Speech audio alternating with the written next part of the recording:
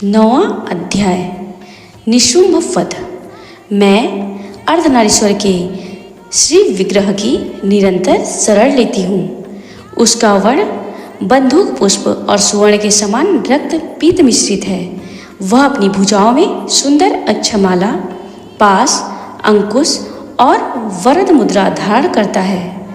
अर्धचंद्र उसका आभूषण है तथा वह 3 नेत्रों से सुशोभित है। राजा ने कहा, भगवान, आपने रक्तबीज के वध से संबंध रखने वाला देवी चरित्र का यह अद्भुत महात्म्य मुझे बतलाया। अब रक्तबीज के मारे जाने पर अत्यंत क्रोध में भरे हुए शुंभ और निशुंभ ने जो कर्म किया उसे मैं सुनना चाहता हूँ। ऋषि कहते हैं, राजन, युद्ध में रक्तबीज तथा अन्य दैत्यों के मारे जाने पर शुंभ और निशुंभ के क्रोध की सीमा न रही। अपनी विशाल सेना इस प्रकार मारी जाती देख निशुंभ अमर से भरकर देवी की ओर दौड़ा। उसके साथ असुरों की प्रधान सेना थी। उसके आगे, पीछे तथा पार्श्व भाग में बड़े बड़े असुर थे जो क्रोध से ओठ चबाते हुए देवी को मार डालने के लिए गए। महापराक्रमी शुंभ भी अपनी सेना के साथ मातृगणों से युद्ध करके क्रोधवश चंडिका को मारने के लिए आ पहुंचा। तब देवी के साथ शुंभ और निशुंभ का घोर संग्राम छिड़ गया। वे दोनों दैत्य मेघों की भांति बाणों की भयंकर वृष्टि कर रहे थे। उन दोनों के चलाए हुए बाणों को चंडिका ने अपने बाणों के समूह से तुरंत काट डाला और शस्त्र समूहों की वर्षा करके उन दोनों दैत्यपतियों के अंगों में चोट पहुंचाई। निशुंभ ने तीखी तलवार और चमकती हुई ढाल लेकर देवी के श्रेष्ठ वाहन सिंह के मस्तक पर प्रहार किया। अपने वाहन को चोट पहुंचने पर देवी ने क्षुरप्र नामक बाण से निशुंभ की श्रेष्ठ तलवार तुरंत ही काट डाली और उसकी ढाल को भी, जिसमें 8 चांद जड़े थे, खंड खंड कर दिया। ढाल और तलवार के कट जाने पर उस असुर ने शक्ति चलाई, किंतु सामने आने पर देवी ने चक्र से उसके भी 2 टुकड़े कर दिए। अब तो निशुंभ क्रोध से जल उठा और उस दानव ने देवी को मारने के लिए शूल उठाया, किंतु देवी ने समीप आने पर उसे भी मुक्के से मारकर चूर्ण कर दिया। तब उसने गदा घुमाकर चंडी के ऊपर चलाई, परंतु वह भी देवी के त्रिशूल से कटकर भस्म हो गई। तदनंतर दैत्यराज ने निशुंभ को फरसा हाथ में लेकर आते देख देवी ने बाण समूह से घायल कर धरती पर सुला दिया। उस भयंकर पराक्रमी भाई निशुंभ के धराशायी हो जाने पर शुंभ को बड़ा क्रोध हुआ और अंबिका का वध करने के लिए वह आगे बढ़ा। रथ पर बैठे ही बैठे उत्तम उत्तम आयुधों से सुशोभित अपनी बड़ी बड़ी 8 अनुपम भुजाओं से समूचे आकाश को ढककर वह अद्भुत शोभा पाने लगा। उसे आते देख देवी ने शंख बजाया और धनुष की प्रत्यंचा का भी अत्यंत दुस्सह शब्द किया। साथ ही अपने घंटे के शब्द से, जो समस्त दैत्य सैनिकों का तेज नष्ट करने वाला था, संपूर्ण दिशाओं को व्याप्त कर दिया।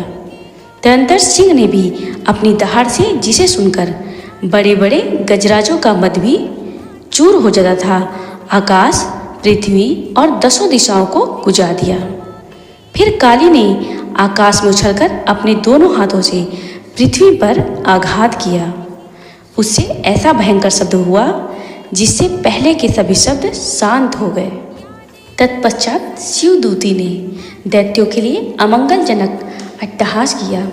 इन शब्दों को सुनकर समस्त असुर थर्रा उठे, किंतु शुंभ को बड़ा क्रोध हुआ। उस समय देवी ने जब शुंभ को लक्ष्य करके कहा, ओ दुरात्मन, खड़ा रह, खड़ा रह। तभी आकाश में खड़े हुए देवता बोल उठे, जय हो, जय हो। शुंभ ने वहां आकर ज्वालाओं से युक्त अत्यंत भयानक शक्ति चलाई। अग्निमय पर्वत के समान आती हुई उस शक्ति को देवी ने बड़े भारी लूके से दूर हटा दिया।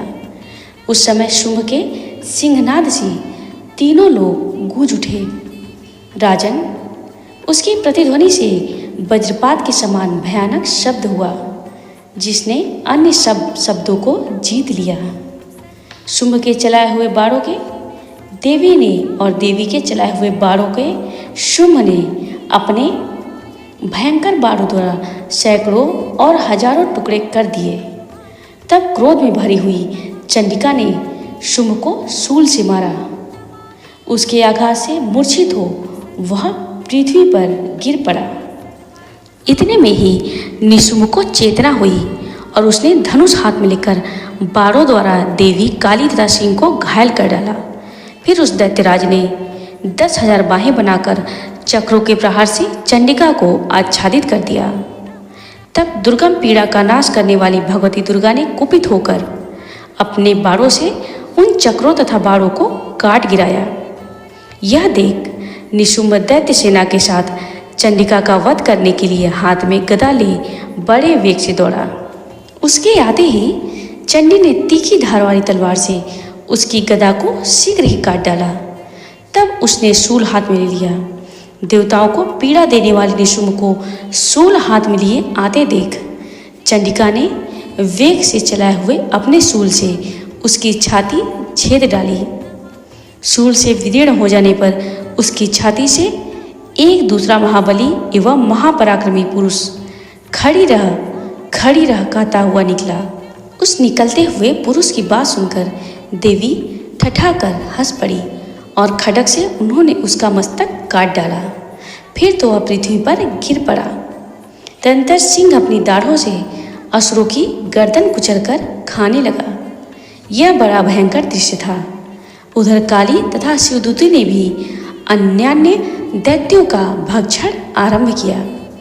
कौमारी की शक्ति से विदीर्ण होकर कितने ही महादैत्य नष्ट हो गए।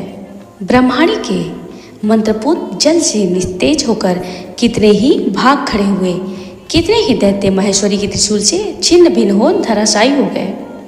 वाराही के थुथुन के आघात से कितनों का पृथ्वी पर कचूमर निकल गया। वैष्णवी ने भी अपने चक्र से दानवों के टुकड़े टुकड़े कर डाले। ऐन्द्र के हाथ से छूटे हुए वज्र से कितने ही प्राणों से हाथ धो बैठे। कुछ असुर नष्ट हो गए, कुछ उस महायुद्ध से भाग गए तथा कितने ही काली शिवदूती तथा सिंह के ग्रास बन गए।